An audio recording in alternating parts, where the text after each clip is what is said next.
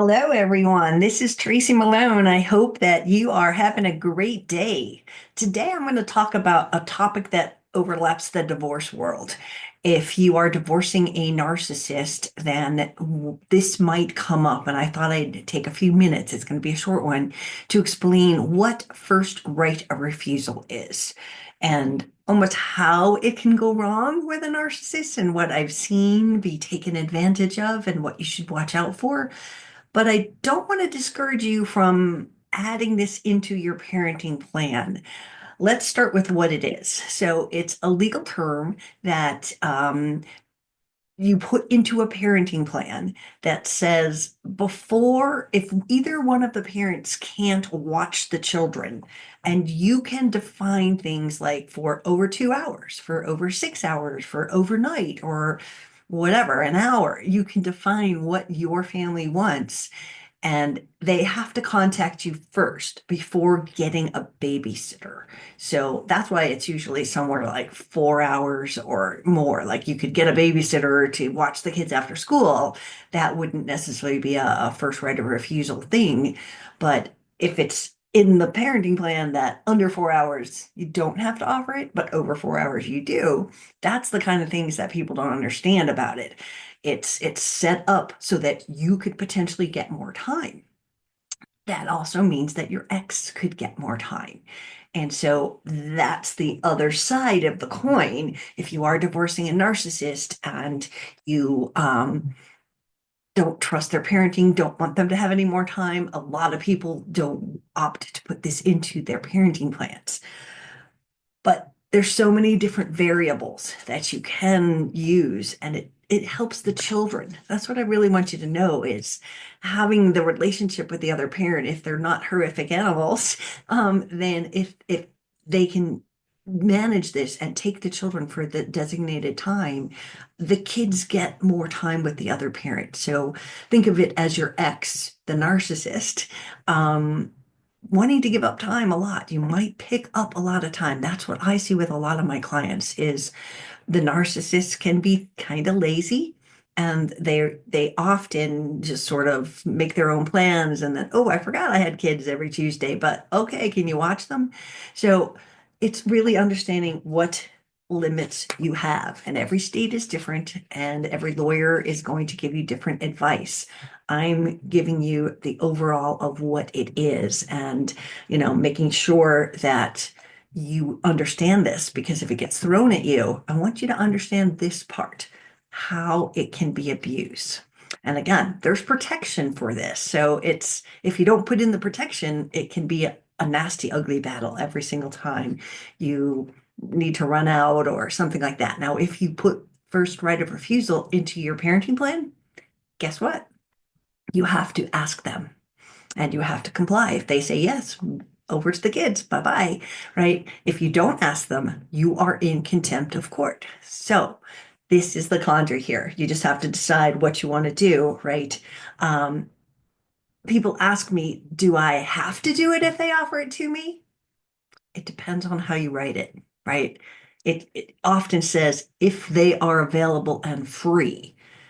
Sometimes I have seen it, and this is also another problem where it's not establishing that sort of flexibility.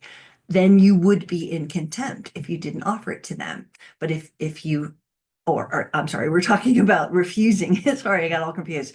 So if you're going to refuse, you're totally fine with that as long as it says it that you have the right. I'm working that day. I have plans that day. I can't do it. You have to be able to have that door open or you're obligated and it could mean you're going to lose your things that you were doing, right? There's so many benefits to first right of refusal, right? This is increased parenting involvement, stability and consistency of your kid. It's cost effective. You won't have to pay a babysitter, and that could help. And it is customizable. That's what we want to realize.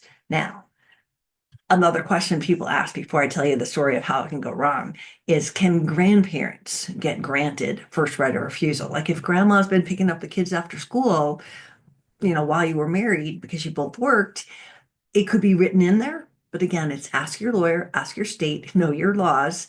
And it also depends on if your soon-to-be ex agrees on grandma watching the kids as first right of refusal versus them. So it could be first right of refusal goes to the other parent, and then second goes to either grandparent. It could be written that way. Again, it's up to you guys on all these parameters, right? So that's what we want to know. Here's what we want to know on the other side of how it could go wrong. And I had a client whose spouse, I will not say male or female, whose spouse used it every other week. You have them every other week. And this spouse deliberately made plans for every weekend when they had the children. And so what they would do is reach out and go, "Oh, I've got plans. I've got a date tonight. Can you watch the kids?" And the other parent, "Of course I'll take them. I want them for sure." But it was never written in the decree or the parenting plan as to makeup time. Don't forget makeup time. This person dumped the children on the other parent every weekend. Now, the parent was very happy to take them until they demanded makeup time. If you don't define, if you have first right of refusal, maybe you have to define it. You surrender that time. Or first right of refusal lets you have makeup time, blah, blah, blah, blah, whatever rules you determine. But in this case, what was happening was the other parent came back and had added up all the weekends that they'd surrendered and then said, "Okay, I'm taking the kids for 3 weeks. Bye." Right? Again, if you don't have makeup time for anything in your parenting plan, that's a mistake. But if you're going to do first right of refusal, it really will make a difference if you put in, how does this apply to makeup time? And what are we going to do about that? Because you do not want someone adding up and all of a sudden saying, "I'm taking them for a month." Again, makeup time is its own little entity, and it could say cannot be used, consecutively, or it must be pre-approved, can't just go, "I'm taking them next week." But the offering times and the other parent agrees on them. You have to distinguish what the rules are for makeup time because it gets really sticky.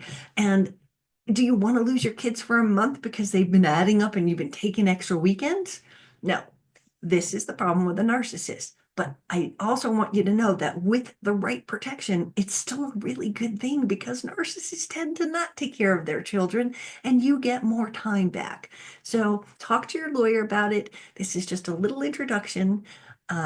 This is Tracy Malone. I hope this helped. And if you are looking for more answers on getting a divorce with a narcissist, oh, I forgot to pull my book down.